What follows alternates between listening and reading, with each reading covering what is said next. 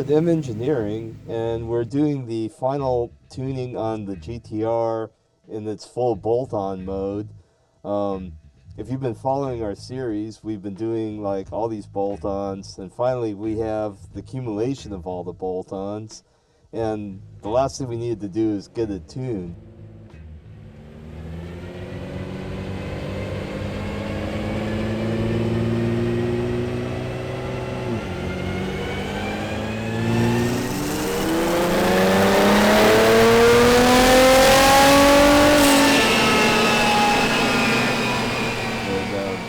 I've known Mitch for a long time. He has like a big history with tuning GTRs, among other things, and cars that I can't even dream of affording. So what kind of results did we get, Mitch? The car did well. It picked up 10 horsepower over where we left it last time with just a bit more ethanol content. We're up about 20% from where we were the last time when Jason Carberry was behind the keyboard. Yeah, the car runs well. It was knocking a little bit. I'm suspecting that the ethanol is not very good, so took a little bit of timing out of it, but overall the car ran great. Didn't really have to make any changes. The flex fuel system from the Cobb Access port's working really well. So we're making like 664 horsepower and 650 foot-pounds of torque. Yeah. And these things, you're actually limiting the power on this because you don't want to nerf the bottom end, right? Right. So that's why you can kind of see how it's flat through here is we try and keep the torque down, especially down at the lower RPM, so you don't bend any rods, so you can keep enjoying it without having to build the motor today.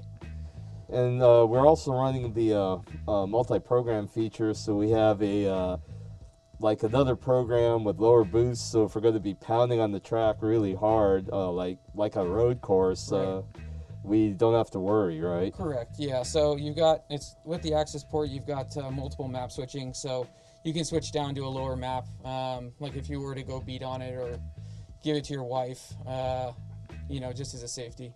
So is the GTR pretty straightforward?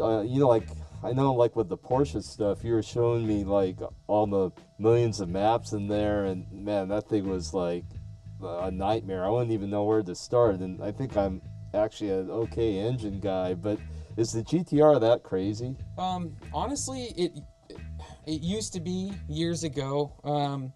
Cobb has done a really good job of simplifying a lot of things. The boost control system's all completely changed. The ignition timing is really straightforward. They've added a lot of things.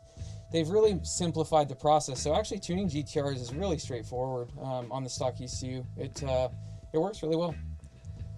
Yeah, like when we were doing the Porsche, I was looking at that. I go, man, I have no idea even where to start by looking at this. And yeah, the Porsche stuff, a lot of the Bosch stuff is a little bit more intense for sure. But the GTR in the early infancy was pretty complicated. So Cobb did a good job of cleaning stuff up and making it easier for calibrators to really make it easy on them to produce results that are consistent, reliable, and safe. So yeah, it's really pretty easy.